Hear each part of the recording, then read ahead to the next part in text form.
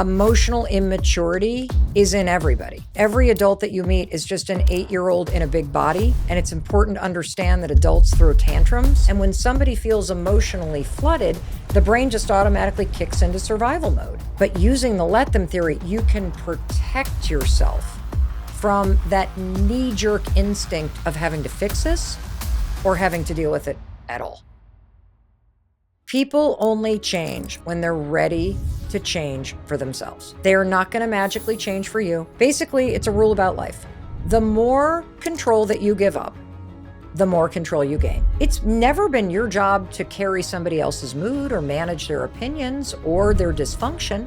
And when you just let people be who they are and experience what they experience and deal with themselves, you know what you get?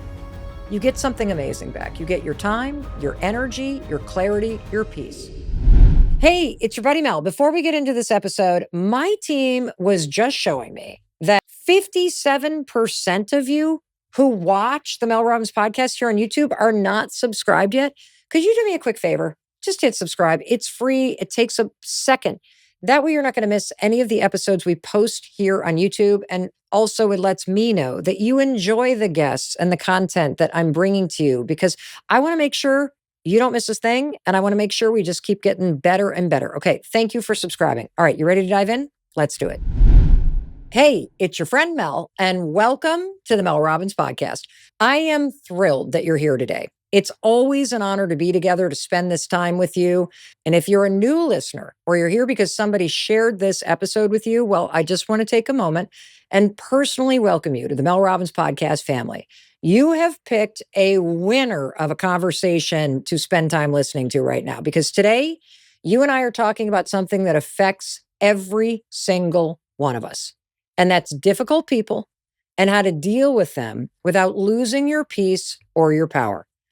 Who am I talking about? Oh, I'm talking about the relatives who dominate every conversation, the friend who takes that cheap shot and then laughs it off with, I was just joking.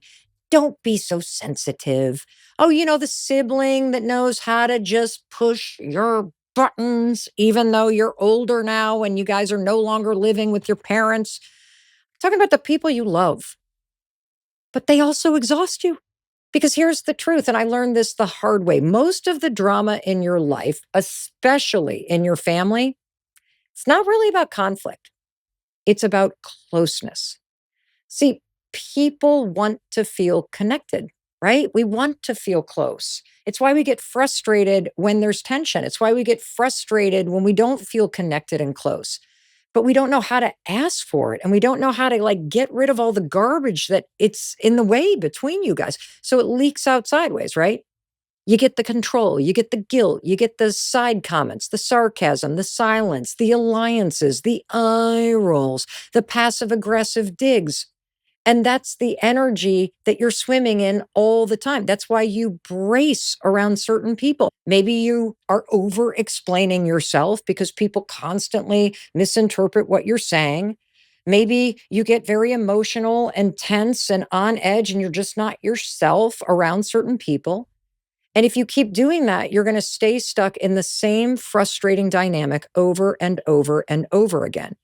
And I don't want that for you. So here's what we're going to do. Today, you're going to learn 2 truths about other people that are extremely important to embrace. And the first one is that you cannot change other people, period. The truth and the fact about life is that other people only change when they're ready to change for themselves. And the more that you try to change someone else, the more they will stay the same. And in fact, it'll create more tension in relationships. And we're going to dig into that. The second major truth that we're going to dig into is that emotional immaturity is in everybody. That every adult that you meet is just an 8-year-old in a big body. And it's important to understand that adults throw tantrums. And when you embrace this truth in your life, and I unpack it in detail because this is one of the most popular sections of the Let Them Theory book itself, it will change the way that you look at other people.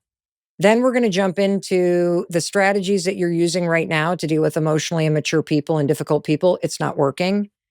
And finally, we're going to talk about what do you do when you realize your emotions are part of the problem? And what are the things that you can control that will shift the dynamic?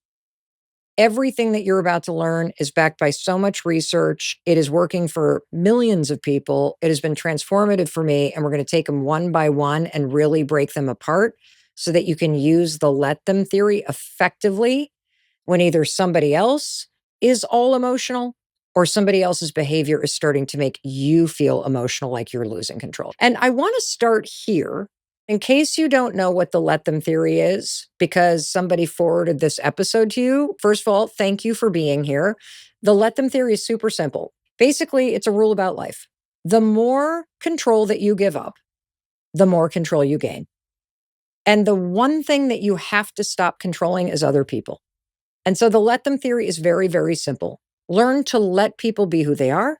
Let them have their thoughts. Let them do what they're going to do. Let them have their opinions, their behavior, their expectations, because the more you let other people be who they are and live their lives, the better your life gets.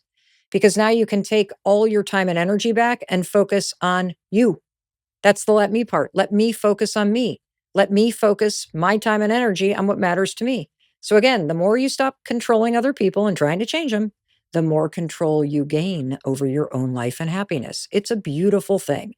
And you're also going to learn that this theory brings you closer to people, even the ones who are emotionally immature and can be difficult at times, because it's going to teach you how to see people as they are and accept them as they are, and then take your power back and act accordingly. And we're going to talk about 5 ways specifically that you can use these 4 words, let them and let me, anytime you're dealing with somebody who's emotionally immature or just very difficult in general. In addition to this section of the book being the most popular, the other reason why I wanted to really do an episode that was focused on family dynamics and challenging dynamics with families is so many of you have written in, and I have a ton of them right here about what you're bracing for. And even if you have an amazing family, there are still dynamics in your family that are incredibly stressful, and you just wish that it wasn't this way. And here's some of the things that people said. I feel anxious seeing my family, and then my anxiety makes interacting with them even more difficult. I'm anxious with every interaction, and I still constantly put them first. Why do I do this? My parents can't seem to accept me as an adult now. I'm no longer their child, and so I can't stand the power struggle. How do I stop feeling so triggered to react when my sister says things on purpose to get to me? How do you stay calm and sturdy when a relative is getting under your skin? How do I deal with a boundary that's put in place and then it's like I get dirty looks, I get the punishing silent treatment, I get passive aggressive behavior from my spouse's family. They even unfriended me on Facebook. My mother-in-law is not getting her way in terms of hosting the holidays, and it's driving me crazy how immature she's acting. Everyone tiptoes around the immature person in my family because everyone's worried how they're going to react. Boundaries with my divorced parents. My mom talks badly about my dad. I don't want to hear it. There's a person in my immediate family who is always in crisis, which means there's never any space for me because it's always about her. People that can't see anyone else's opinion but their own in my family drive me crazy. You know, whether you could relate to all of those or none of them, we all have things about our family we'd like to change. Maybe your parents are getting older and you're really worried about them and you're worried about how much time you have with them, and they're getting more and more and more set in their ways. And there are things that you think that they should be doing, whether it's not driving anymore or getting some support at the house. And now it's creating fights. That's something that the let them theory is going to help you navigate. Maybe it's just that you've grown distant from your adult kids, or now that your daughter's married or your son is engaged, you don't see him as much as you'd like to. And it makes you emotional. And then you get reactive and you don't want to act that way, but you're having trouble navigating this new chapter in your relationship. The let them theory is going to help. I know you're listening. There is some dynamic in your family that just isn't working, and you're bracing or you're venting or you're keeping the peace or you're putting up with it. And you just wish things could be easier. You wish their behavior didn't make you so emotional. And that's why we're going to talk about the let them theory today, because it's a couple surprising things about it. The let them theory is not about changing them.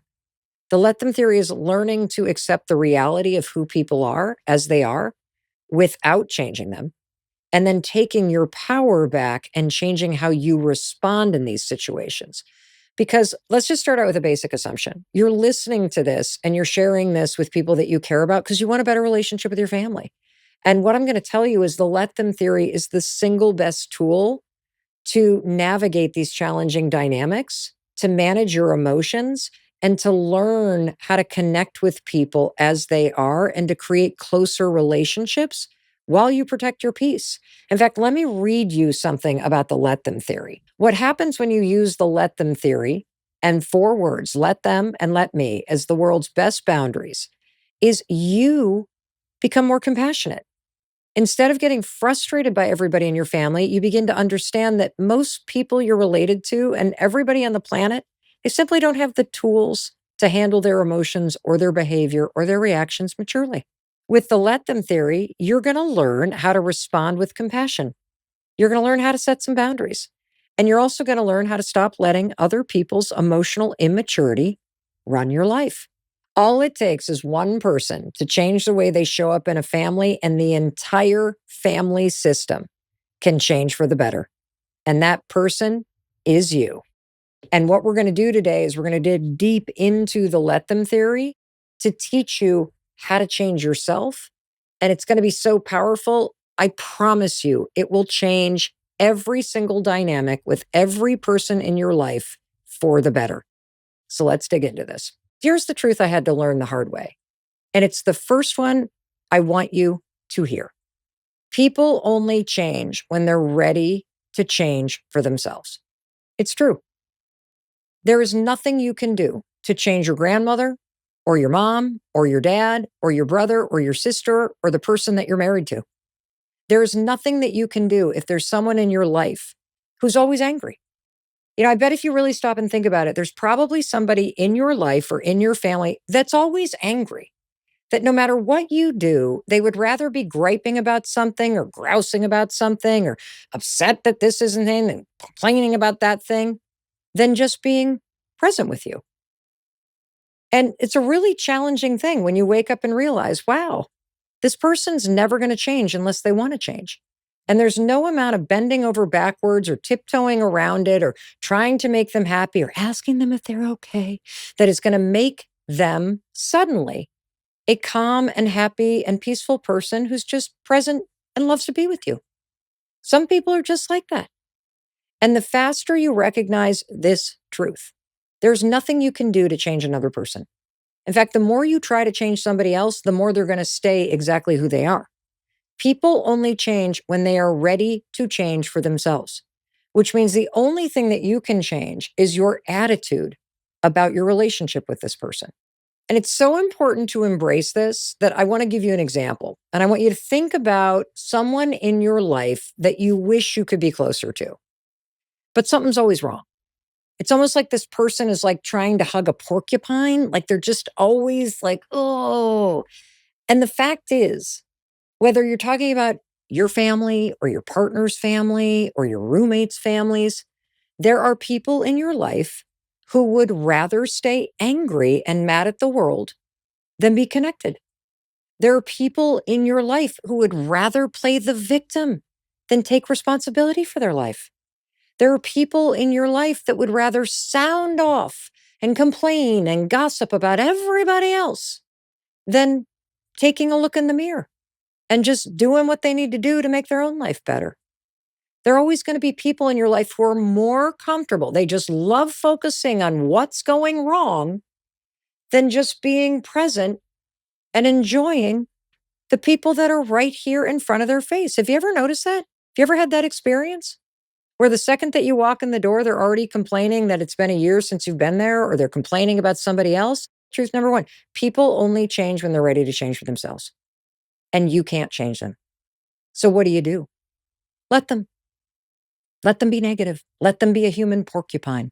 Let them bring in their emotional baggage. Let them grouse and gripe and complain about everything going on in the world and how awful things are and this, that, and the other thing. Let them ignore the fact that the people that love them are right in front of their face. Let them do the thing that they do. Let them do everything wrong because it's not your job to fix other people. It's your job to recognize who other people are and learn how to accept them. And it's so liberating to realize you get to choose how much of your peace their behavior is allowed to steal. See, when I was writing chapter 7 of the Let Them theory, and chapter 7 is entitled When Grown-ups Throw Tantrums, I had to really sit with this uncomfortable truth. Why do you think loving someone means trying to change them? Why do you jump in to control and fix and manage another person? And here's what I realized, and this is a really important thing to understand. I don't think we mean to be controlling and fixing everybody else. I don't think we actually understand that we do it by default.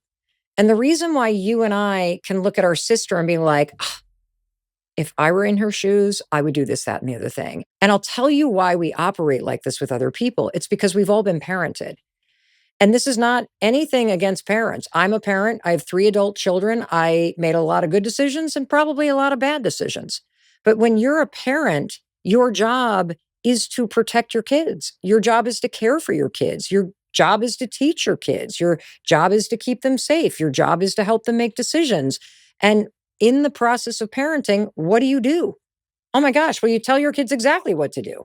You dictate when they wake up, you dictate when they go to bed, you dictate what they eat, you tell them when they're wrong, you have consequences and punishment when they don't do what you say, you try to teach them all kind of stuff. Like you're basically shaping their behavior by, in many ways, controlling it. And so what happens is, as a kid, what's modeled for you is, okay, love means that somebody tells me what to do. Love means that somebody is trying to steer my life. Love means that somebody knows me better than I know me and is trying to force me to be what they want me to be. Love means people get irritated with me and then they yell at me and punish me. And so that parenting and the control that we exhibit on our kids gets tangled up with our idea of what it means to love somebody and to care. And here's the problem. Once you're an adult, without even realizing it, guess how you now show that you love people and that you care about them? By trying to change them. Because that's what we learned. We tell other people that we love what to do. We jump in and fix their problems before they even ask for advice. We believe we know what's best for them. And here's the thing I want you to understand. That's not love. That's parenting. That's not love. That's control. Real love means seeing someone and accepting someone exactly as they are. And it also means seeing someone and accepting someone for exactly who they're not. And that's why the people you most want to change can often be the hardest to love because you're stuck in this loop of wishing they were different. If only they got in shape. If only they were more motivated. If only they did a better job picking up after themselves. If only they would stop dating these losers. If only she didn't use that tone of voice. And when you're stuck in that loop, if only, I'll love you when, you're not actually loving somebody, you're judging someone. That's one of the hardest and most freeing truths inside the Let Them theory. Let Them is not about just giving up and throwing your hands up in the air. Let Them is about unlearning that old wiring from being parented and choosing to show up in a relationship as an adult, not as some other adult's parent, but choosing to show up in a relationship, not with this fantasy of who you wish someone would be, but learning how to accept the reality of who someone is right now. Hard to do, but it's liberating when you really embrace this because it forces you to be in the relationship as it is instead of constantly resisting it because you wish it was something else. And I'm going to talk a lot about it in the context of family dynamics. And the reason why is because when you walk into a room full of people that you're related to, you have this fantasy in your head of the version of the family that you really wish they would be. But instead, you're walking into a room full of people who are likely stressed out, they're reactive, they're emotionally maxed out, just like you are. They have a lot going on, most of which you're not even aware of. And you got to remember you can't control them, you can't fix them, you can't make them change. And wishing that they were different isn't going to make them different. But here's what you can do. And this is where it starts to get so liberating and so fun. You can better understand why people are emotionally immature. You can better understand why people are challenging. You can better understand why people react in ways that make no sense. Like, especially the people that like crazy overreact over things. You're like, why is this a big deal? Like, what is wrong with you? And when you understand emotional reactivity and immaturity, guess what? It doesn't impact you. And you also stay in control. So you can decide and you can change how you respond to it. And that's exactly what we're going to talk about next. Because the second truth that I want to teach you is that other people are just 8-year-olds in big bodies. See, when I was writing chapter 7 of the Let Them Theory is entitled When Grown-Ups Throw Tantrums. I really was wrestling with this question. I mean, haven't you often wondered, why does my dad erupt over everything? Why does my brother have so much like anger? And I was talking to my therapist about this. Why do grown adults snap and sulk and shut down and lash out and throw full on tantrums? Why do your friends still use the silent treatment?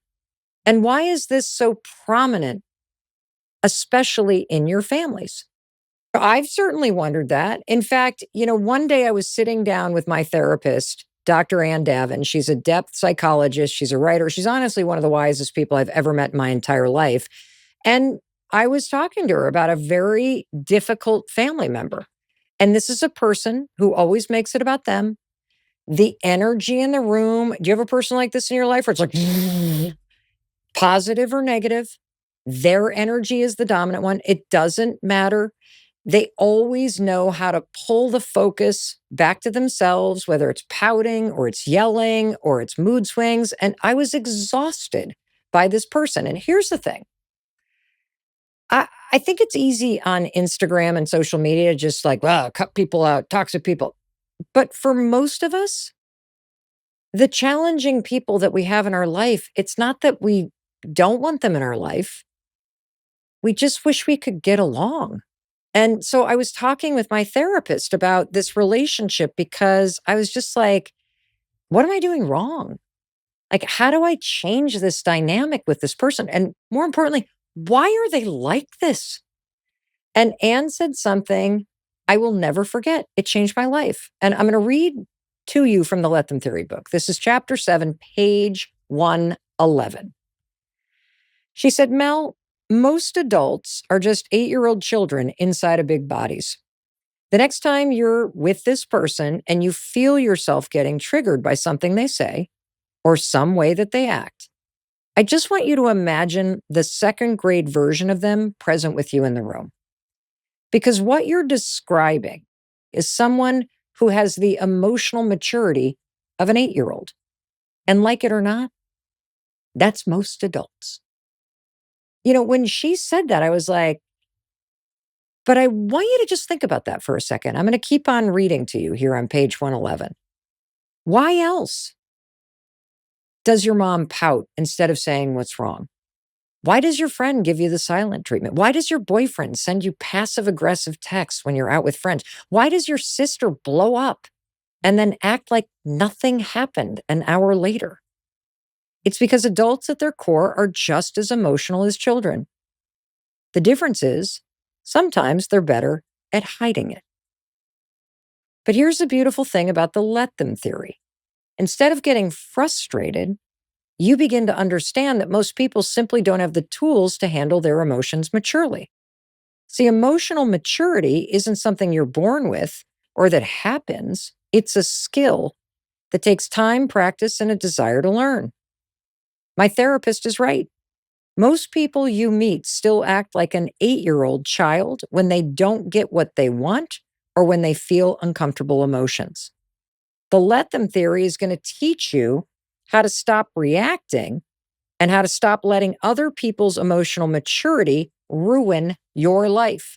And there's one more thing I want to share with you about emotional immaturity, because the connection between childlike and adult behavior is undeniable. And I'm going to walk you through this graphic. This is on page 112. But I really want you to consider how similar adult behavior is to a second grade child. Like when a child gets flooded with emotions and upset about something, what do they typically do? They run away from you. What does an adult do if they get upset with you and they're flooded with emotion? Oh, they avoid you, which is basically running away from you. When they get overwhelmed, what do? They shut down. Adults, oh, they get stoic. They just shove that stuff down. Have you ever seen a child throw a tantrum when they didn't get what they want or they're exhausted or hungry? I'm sure you have. Have you ever seen an adult one? Of course. That's the person that screams at something that's just ridiculous, or they rage text at you, or they send one of those crazy emails, or they vent at you. That's an adult tantrum. Kids slam doors, adults slam doors. Kids lie, so do adults. And so Ann and I continued to talk a lot about this fact that most adults that you meet are just second graders in big bodies. And what she has explained since then, and what, I've also learned from other world-renowned experts, is that emotional development in a human being often halts in childhood unless the person actively works on it. So what does that mean? What that means is that if you're dealing with an adult, I don't care if they're 80 years old or 50 years old or 25 years old, when something happens that makes them feel emotional, even if it's like tiny, I'm talking tiny, the adult brain doesn't always know how to process or regulate adult experiences. Because what happens instead, and we've learned a lot about this from the experts on this podcast, is that you go from a functioning rational adult to immediately having your stress response or the amygdala hijack you. And when somebody feels emotionally flooded, the brain just automatically kicks into survival mode. Adrenaline, cortisol floods your body in like a nanosecond. This is what neuroscientists call emotional flooding. Heart rate spikes, muscles tense, your vision narrows, thought goes offline. You can't stop that first surge because it's a biological reaction. So when somebody is firing off a ridiculous string of passive aggressive texts, when an adult thinks the silent treatment is how you deal with conflict in a relationship, when somebody snaps at you, this is the one that I was guilty of all the time, that just the tone shift, when they've just promised they're going to try to stay calm, the reason why is they're in a biological response. Their nervous system literally comes online before logic and maturity can catch up. This is a second grader response inside an adult body.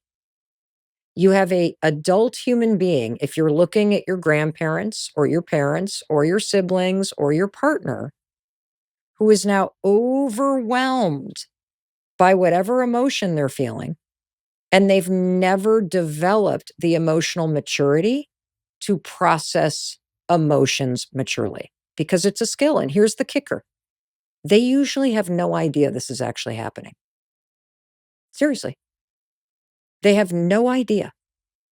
The flooding happens because they get suddenly overwhelmed because there's so many people in the house and the groceries are everywhere and the dogs are running around, that they just, instead of being able to go, oh, I'm getting a little overwhelmed. I guess I should take a beat. I should step out of the room. I should reach for a glass of water. What do they do instead? They just automatically snap. They sulk, they roll their eyes, they lash out, they say something sharp, they retreat to their phone for the rest of the night, they sulk in the corner.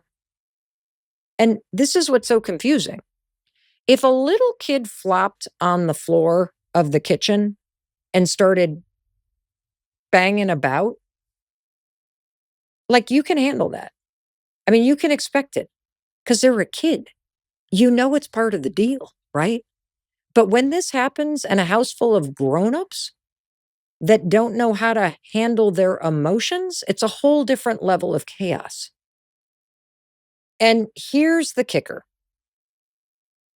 When an adult has a tantrum like that, they usually have no idea what's happening. I think we make a mistake in society when we call people who are narcissistic or challenging or emotionally immature manipulative. Because what I now understand is that when somebody snaps or sulks or lashes out or pouts or makes it all about them or rages at you or they say something sharp, their stress response is driving the show. They don't even know what they're doing, which is why so many challenging and emotionally immature after they throw a tantrum are like, I never said that. That didn't happen. They don't remember it because the amygdala was running the show. They were purely in a biological response. And understanding this will change everything for you because you can't control when or if an emotionally immature adult is going to tantrum. You just know it's going to happen. But using the let them theory, you can protect yourself from that knee jerk instinct of having to fix this or having to deal with it at all. I want to give you an example that I'm sure you can visualize yourself in because we've all had the experience of hosting, right? And when you host, it's because you actually want to take care of everybody. You want to feel important. When people come up to your house and they're going to eat the meal you prepared, you really want them to enjoy it, right? And whether you put a little bit of care into it or you put a ton of care into it, I think it's safe to assume that whomever the host is, they just want to feel like everybody appreciates the effort that they put in.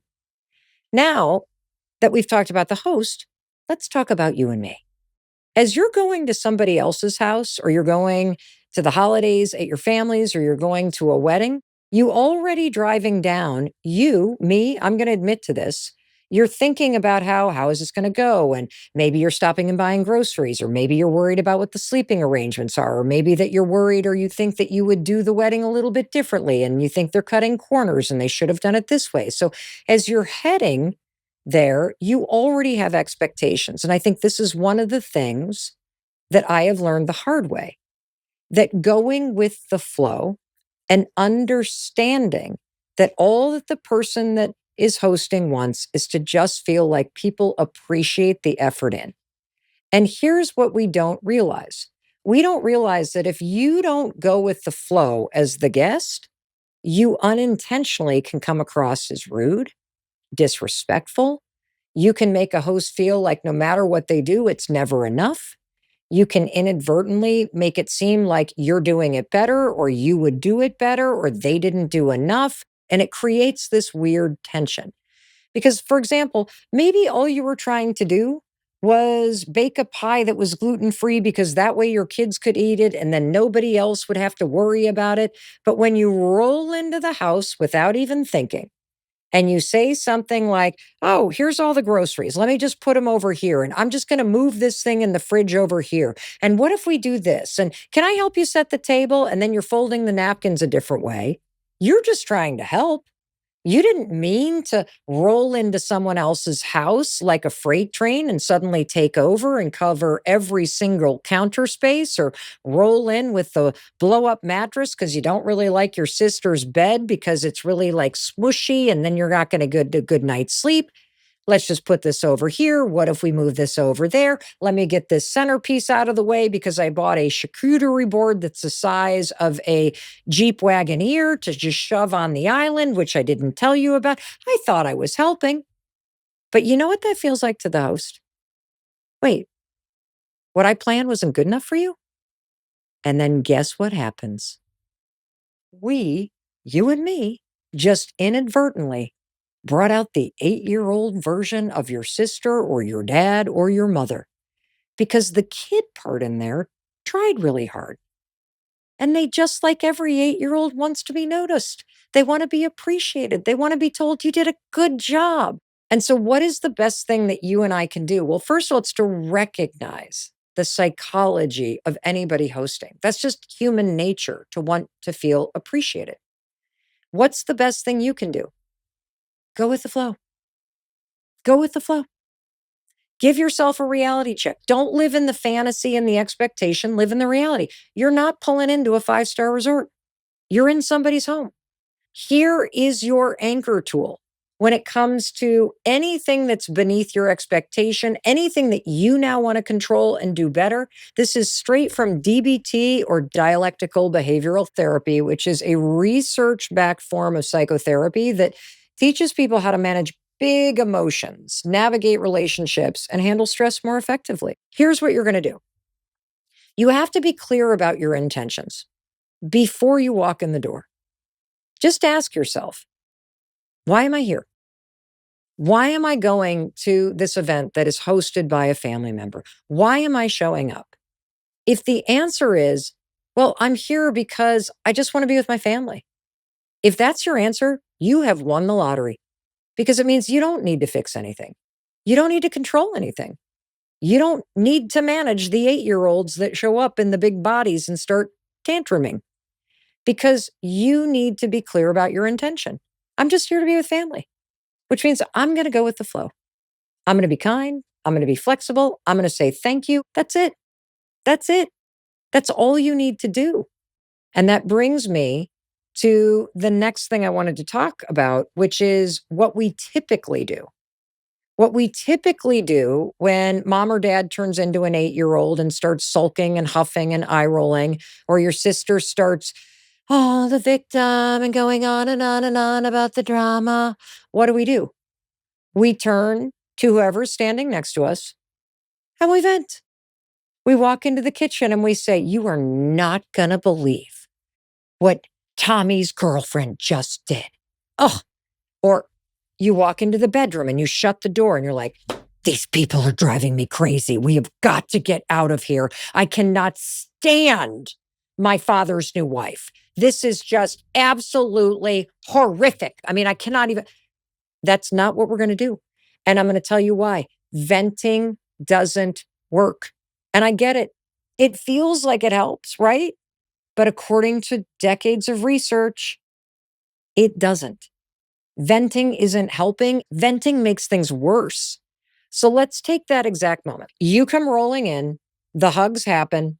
You've got 5 casseroles and 4 grocery bags and 2 dogs in tow. Now you know that a lot of that has just triggered an 8-year-old to come out.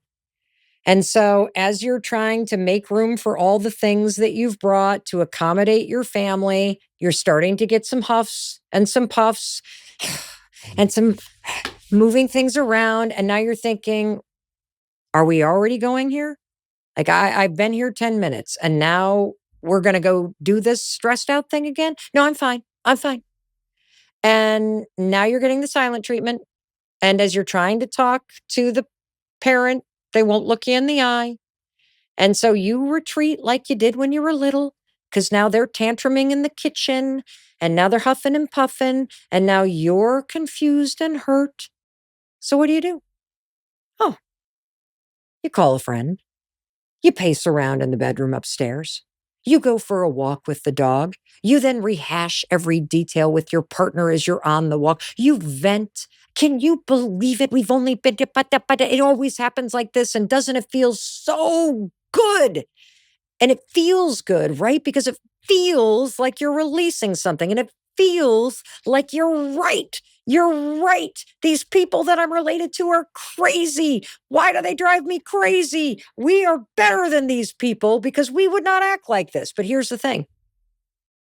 You're not releasing something. You're pouring gasoline on the fire. Venting doesn't release the emotion. It reloads it. And science backs this up. See, I know that you've been told just blow off steam, but guess what? Science says that's complete BS. There was this massive 2024 meta analysis out of Ohio State. And a meta analysis just means they took a bunch of other studies, analyzed them, and extracted the data. And in this meta analysis, they covered 154 anger studies, and they found not a single shred of scientific evidence that venting reduces anger. In fact, it often makes people angrier. Why? Because every time you rant, my dad's always like this, my brother never helps, da, da, da, da, da. Every rant is a mental rep. You're not moving on. This is scary. Listen to this. You're not moving on. Your brain is memorizing your outrage. That's crazy. You are locking that anger into your nervous system, which means, guess what? It makes it easier to get angry the next time. See, every time you go off about it and vent, you're reinforcing the loop. And let me say this. It is normal to want to vent. I have been one of the world's biggest venters, in fact. And once I read this research, I'm like, I'm never venting again, because I can see the more you do it, the more you vent and the more you get stuck in this loop. In fact, research from UCLA shows that when someone listens to a friend vent, they often feel closer and more supportive of that friend. Why? Well, because there's this connection in being trusted. You feel like someone's leaning on you and that you mattered. But there's a flip side to that closeness, and you probably have felt it, right? Because you know that saying, misery loves company? Have you ever noticed that when you start venting about something, especially something family related, it's not fair, she's always the favorite, they don't treat the grandkids equally, you want the other person to get angry too. I see this with my daughters all the time. You know, one of them will pull me into the kitchen to vent about someone who is in their life. The next thing I know, I'm kind of angry on their behalf. And let me give you another example. There's probably someone in your family or your friend group who is dating somebody you don't like. So just think about that for a minute. There's somebody that you care about deeply, good friend of yours, sister, brother, maybe it's your dad, and your dad is now dating after divorce. Maybe it's your mom, and your mom's dating after divorce, and you don't like them. And now they're bringing that new boyfriend or girlfriend who drives you nuts to Thanksgiving. And you walk into the kitchen and you say, "Oh, you're not going to believe what Sarah's boyfriend just did." Now, here's where it gets tricky, because when you vent about him, even if you don't say it directly, your sister feels it. She feels the judgment. She picks up on the tension. And what happens next? She feels like you're against her person. And so the more she feels like you and the family are against him or her, the more she's going to cling to them. See, most people don't start distancing themselves from family because there's one big blowout. It's because there's 1,000 tiny little slights, sideways comments, subtle eye rolls. It's death by 1,000 microaggressions. And eventually they stop showing up. And I'm saying this because here's the thing, particularly in situations where you don't like the person and you're worried about who they're dating, the worst thing you could do is push your family member away. And you're going to push them away the more you judge their person. What you want to do instead is stop the venting and just let them be with this person, and let this person be somebody that annoys you, and let them. And you keep your peace and you don't react, because you want to keep your sister close. You don't want to push them to the person you're attacking, because then you're pushing your sister away. You don't have to fake it. Just be intentional. Here's my favorite tip in terms of just being neutral, going with the flow. Just come with 2 questions prepared. This way you don't have to fake it, because they're great questions. You don't have to truly, really interact with the person you don't like. You're not going out of your way to say something, scrambling in the moment.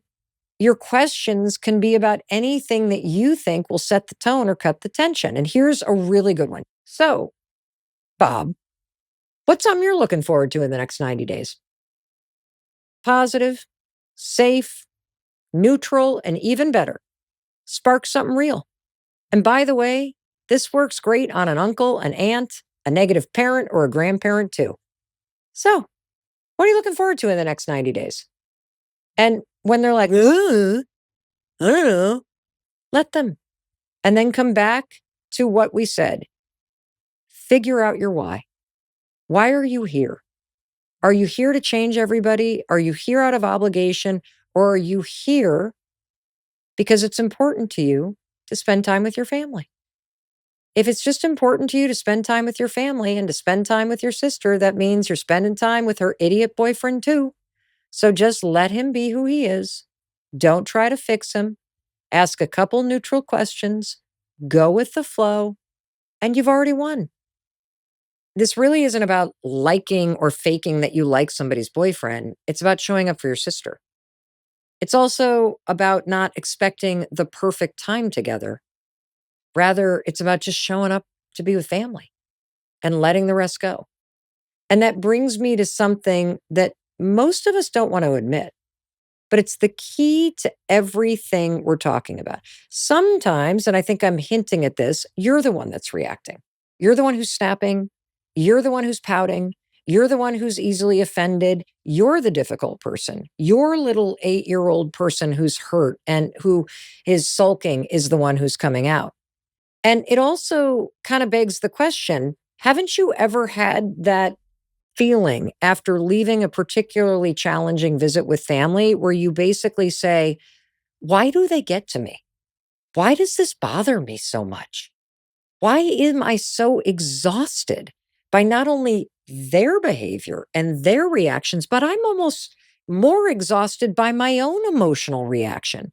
Whether it's that you've shut down or you got emotional and cried again, or that you got so offended, or maybe you exploded and you said something you regret, or you hit send too fast, or you were the one that spiraled or snapped or shut down. And everybody else, even though they were triggering you, they were like, why are you being so sensitive? And then as you're driving home, you're like, why did I say that thing? Why did I pick that fight? Why did I even get involved? We've all done it. I've done it. And I'm sure you've had experiences where you're like, why do I let this bother me? Well, I'm going to tell you why.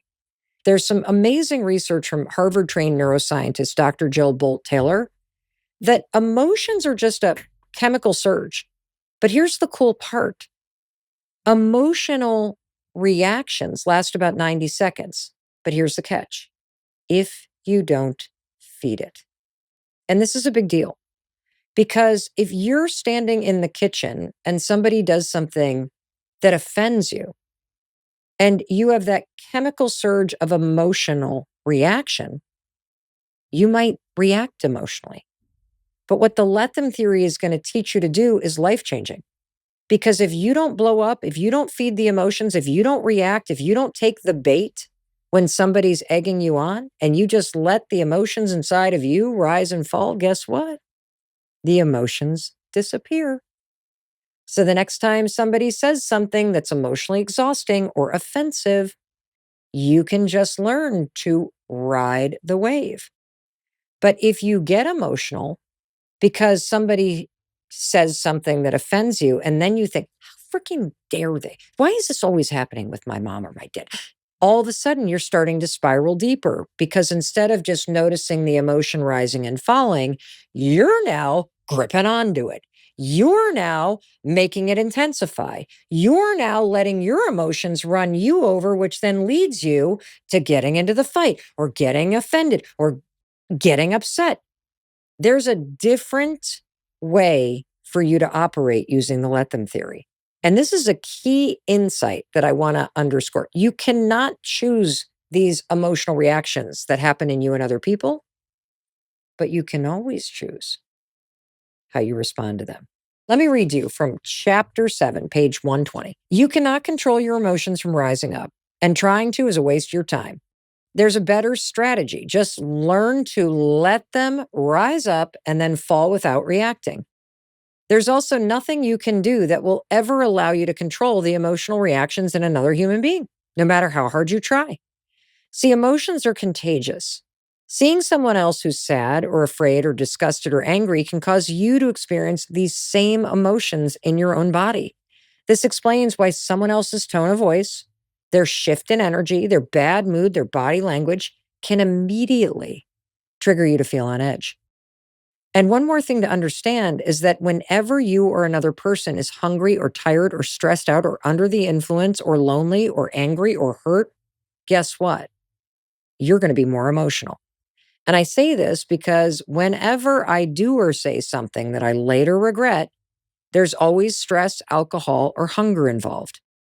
And knowing all this helps me to better manage my emotions, and it helps me to stay in control of what I say, do, and think. And that's one of my biggest takeaways from using the let them theory. You'll never, ever be able to control what is happening around you. You will also never be able to control your emotional responses because they are biological. They are automatic, just like how your stress response turns on automatically. However, you can choose what you think, say, or do in response to other people, or in response to the world around you, or in response to the emotions that are rising up inside of you. And that's the source of all your power. Let me give you a simple example around how you can use the let them theory in this 90-second research about emotions rising and falling if you don't feed it. Let's say that you've been single for a while. And let's just say it's the holidays and you're at a big family gathering, and a particular aunt leans over and says, "So, have you met anybody yet?" Now, you know they mean well, but the question hits a nerve. If you've met somebody, you'd be talking about it. Why is she asking me this? You instantly feel exposed, judged, and annoyed. It's also the aunt that just kind of grinds you a little bit and tends to just get up under your skin. And before you know it, no, you kind of turn in your chair, you're snapping, you reach for the second glass of red wine. Now you're withdrawing, you're venting about it to somebody else later that night. You're up in your head going, "This always happens. This is why I never should have come." Or here's one that came up for a lot of people on the team as we were putting this episode together, that you roll into your grandparents' or your parents' house, you do the hug, and the first thing out of their mouth is either, "I never see you enough," or "You haven't been here in a year."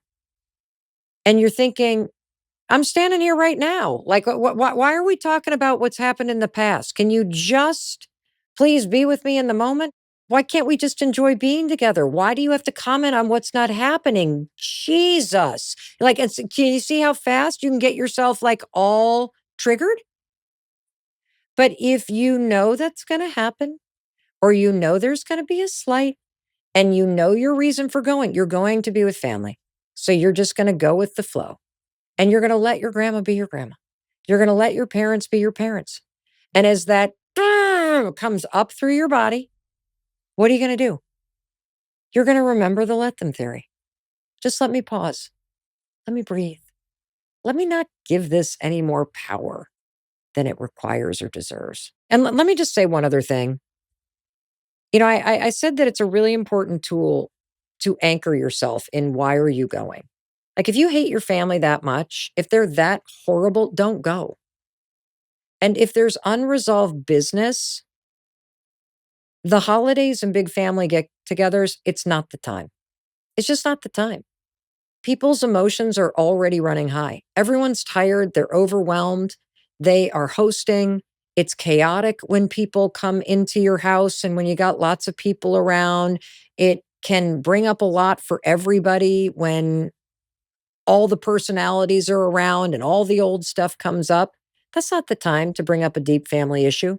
That's not the time to unload your frustration. Don't expect to unpack years of baggage at the Thanksgiving table. That's not appropriate because nobody is mature enough to handle it, and that's not the reason why you're going. Instead, go in with your values front and center. And if one of your values is making an effort with your family, then that's your compass. And if someone's in a bad mood, or if they bring up old stuff, You don't have to manage it. You don't have to fix it. If someone's sulking, you don't have to be the private investigator of the family and figure it out. You're there to be with family. You're there to go with the flow. So stay focused on what matters, which is showing up, not fixing everything. Remind yourself, just let me stay calm. Let me take the high road. Let me be the adult in the room. Let me remember why I'm here. And let me respond from a place that is mature. That's the power of let me. And one of the big questions that I get from readers around the world is how to use the let them theory with making better boundaries. Well, first of all, let them and let me are the world's best boundaries in the world. Because when you say let them, just let my family be who they are, just let them be who they're not, you're drawing a boundary between yourself and your family members. And that's an important boundary because you're cueing to yourself that your job is not to fix people, control them, or change them. Your job is to see them as they are. So that's boundary number one. Boundary number two that you need is let me. Let me focus on what's in my control here. And we've talked about a number of things that are in your control. One of them is understanding why you're showing up in the first place. Another one is understanding the psychology of how somebody who's hosting gets easily triggered because they're stressed out. And so, how you can just let me go with the flow, let me lower my expectations, and let me focus on why I'm here. Because if I'm just focused on showing up to be with family, it's easier to go with the flow. But another boundary and way that you can use let me is by recognizing two areas where you actually have complete control. One of them is time, and the other one is topics. And I love this because boundaries are not things that you signal to other people. Boundaries is a rule that you have for yourself. And that's what let me is all about, taking responsibility for yourself. So let me have rules around time because you're in control of how long you're going to stay. You're in control and you get to decide what events are you going to attend and when is it time to leave. You get to choose. Is 2 days your limit? Is 3 days? Is one night at your parents' house or your sister's house the limit? Do you stay in a hotel? Do you stay on site? That's the way that you can think about time. How is it? Let me determine how much time works for me. Because, my family has this rule that we laugh about that we're really good for about 3 days and then everything goes to hell because everybody gets completely stressed out and frustrated with each other. And then we start having blowups about everything. So 3 days is an excellent time boundary. Second boundary on let me is topics. You get to choose what you will and won't talk about, right? Do you talk about work, money, dating, politics? You can give yourself permission to not get pulled into debates, not get pulled into arguments that leave you feeling drained or angry, and to not engage in topics where you self-silence. Great example of a topic boundary actually goes back to one of the questions from our listeners. I'm feeling stressed because my parents are divorced and my mom's always trashing my dad. That's an excellent example where the let me part is let me say, Mom, I don't want to hear about dad. I'm not available to talk about it. So let's talk about something else. That's the perfect way to use the let me part to draw a boundary and just shut it down. And if somebody crosses your line, right? You can simply redirect. You don't need to defend yourself. You can say, I don't want to get into that today. Let's talk about your garden. That's it. It's just a redirect. And I love that because a redirect, let me just direct this in a different way, keeps you in control. And I love these two boundaries because I think that's all you need. And around this time of year, you start to see a ton of stuff online about big boundaries and big, bold declarations. And before you see your family, get those boundaries in place. Well, here's what I'm going to tell you. If your family's that bad, don't go. Number one, because you shouldn't have to armor up in order to protect yourself in an environment like that. If you already have to say, I will not be spoken to that way, you probably shouldn't be going to the dinner. The fire is already burning. The temperature in that room is way too hot. And so instead of walking and swinging, instead of bracing, instead of gripping the wheel as you drive it, just walk in smart.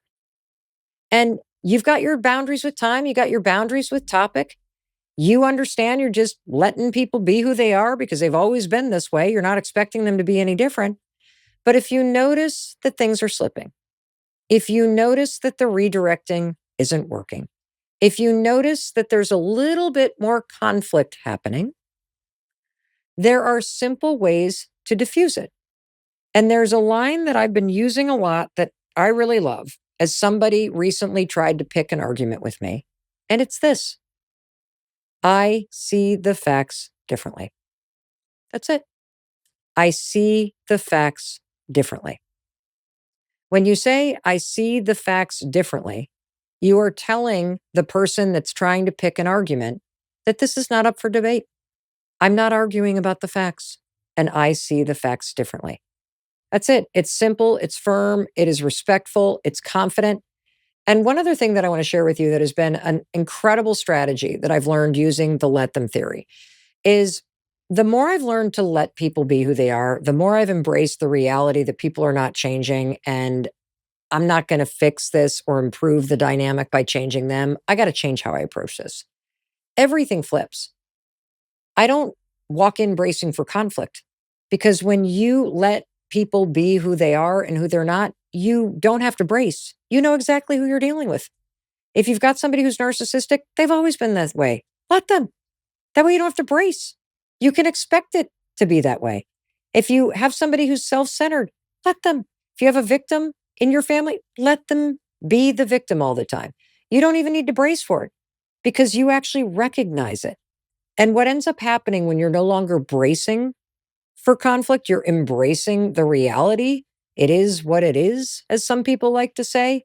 You now have the time and energy to have a plan to redirect things and bring totally different energy, the kind of energy that you want to experience. When you change the energy, you set the tone. So stop preparing to defend yourself and instead prepare something else that's fun. Why not pack a puzzle? Why not pack a card game? How about you find fun little gifts for everybody? Or use AI and come up with a bunch of questions that get people talking. What are you looking forward to? Find a way to spread out the energy in the room. For example, what I love is look at where you're going. Do a little bit of research. See if there's anything cool going on, whether it's a corn maze or it's a new museum, and actually plan for it. Have you ever noticed a lot of the time when you go see family, everybody arrives and it's like, what are we doing tomorrow? Oh, whatever you want. But nobody's planned anything. And so everybody's sitting around. But you can bring the energy of adventure. You could bring the energy of, hey, let's all go do this. You can bring the energy of spreading out a puzzle because people will roll their eyes, but then they're going to come over and start doing the puzzle with you. Let me read you one last passage from the Let Them Theory. This is from the chapter How to Love Difficult People on page 103. And, we've talked a lot about how other people are annoying, but the truth is family matters. And so does connection. And one of the greatest things about learning how to use the let them theory and bringing it home to your family gatherings and giving the let them theory to everybody in your family is that it actually teaches you through acceptance and through emotional maturity how to create the space for a deeper connection with the people that you really love in your life. And, I get it. It is easy to be irritated or offended by your parents. It's easy to blame them.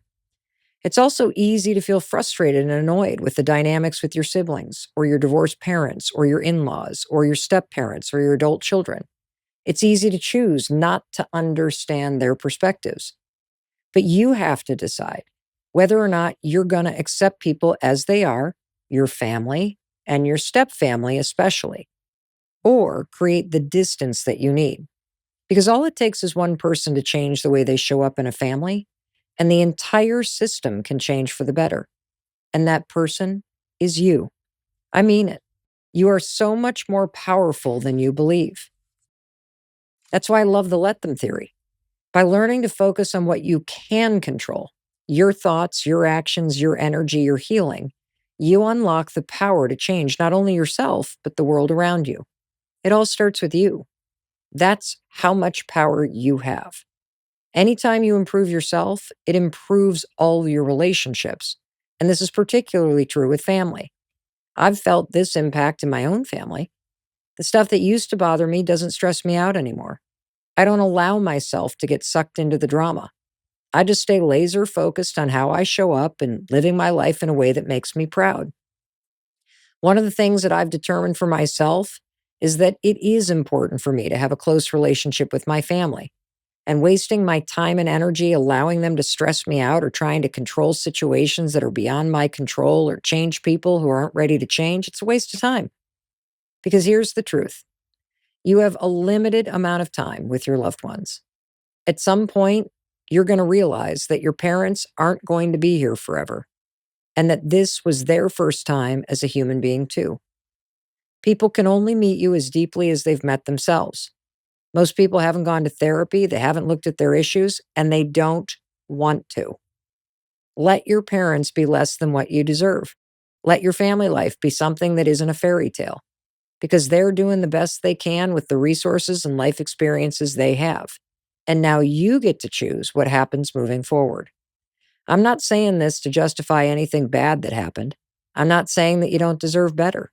Everyone deserves to feel seen, supported, and loved, particularly by their family. But the fact is, most human beings have never done the work to understand themselves, heal their past, or manage their own emotions. And if they haven't done that for themselves, they are incapable of doing that for you and showing up in the way that you deserve. Let them. When you recognize that, you have a choice in your life. Let your family be who they are. Your dad's not changing. Your mom's not changing. Your siblings aren't changing. Your in-laws aren't changing. The only person you can change is you. When you say let them, you are seeing your family exactly as they are for the first time in your life, perhaps. They're human, and you have no control over what's happened. You have no control over who they are. You can only control what you do from this point forward. And accepting the reality of your situation doesn't mean surrendering.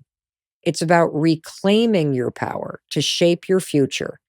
Learn how to let adults be adults and accept people as they are. Then decide how to make the best of it. And I promise you, your family dynamics will get better too.